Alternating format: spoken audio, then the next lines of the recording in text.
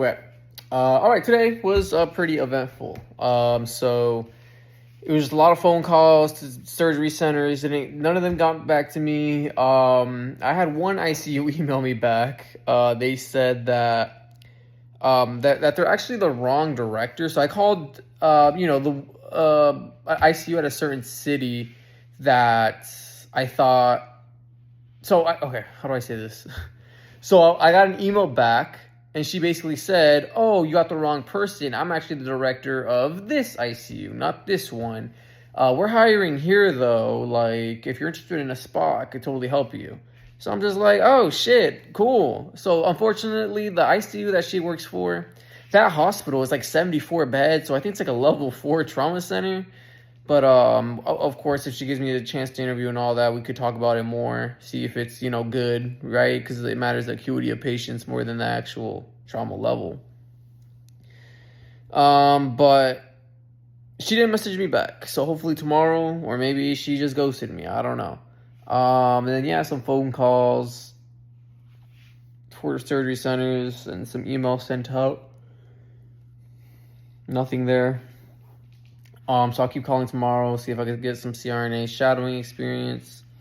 And then I decided I'm going to take the GRE. Fuck it. Whatever.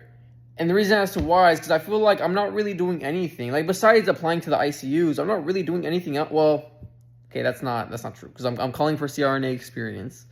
I reapplied to college and all that. I haven't hit them up yet because I don't know if I'm going to move. I don't want to enroll in a class if I'm going to move. So I'm still like sitting on that. I'm not even procrastinating. I just don't know if I'm going to move.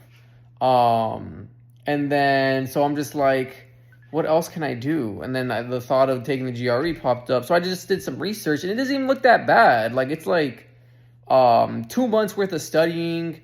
Like, I could get a study plan for like $10 a month. Like, looks solid. Looks pretty good. So I'm just like, oh, I should have been studying for this. I could have been studying this a month ago when I started this series, So I'm just like, bro, I could have already been like halfway studying for this. I didn't realize it'd be easy to study for. So yeah, I could have been doing this shit. Would have been nice. Like, obviously it's going to help me like a tiny bit, but I'll take whatever I can. It's just more so the sense of progression, just like working towards something to get me closer to my goals that just isn't fucking calling people and praying. More so something that's in my control. I don't really know how it works, but I think there's something in psychology where you feel confident about something when the factors are in your control.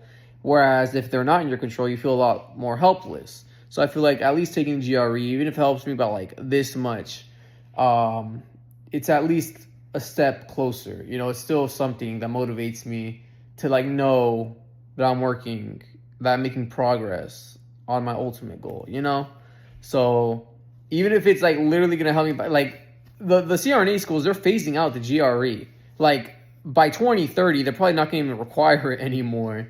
So like it's probably completely unnecessary. But I feel like I might as well do something to like get me somewhere. It's cheap. I could do it. Like 2 hours a day really isn't that big of a commitment. I could do it. Like, fuck it. I might as well. I ain't got no life. My life is pretty much doing this. And if this gets me even 5% closer or 5% higher chance of getting accepted, even if it's like a GRE score that they're probably going to gloss over, you never know. Fuck it.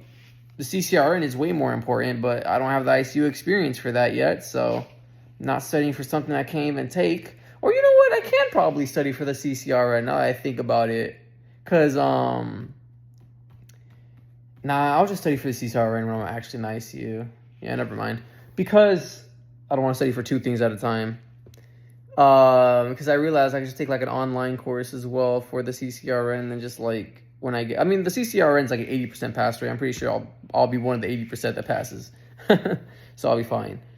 But yeah, so that was it. I think that was all for today. I don't know if I did anything more than that. So I'm just going to keep on, seeing if I can study for the GRE. I still have that interview Friday, so I was prepping a little bit for the interview, making sure that I could answer those tough questions and, see if I could really get,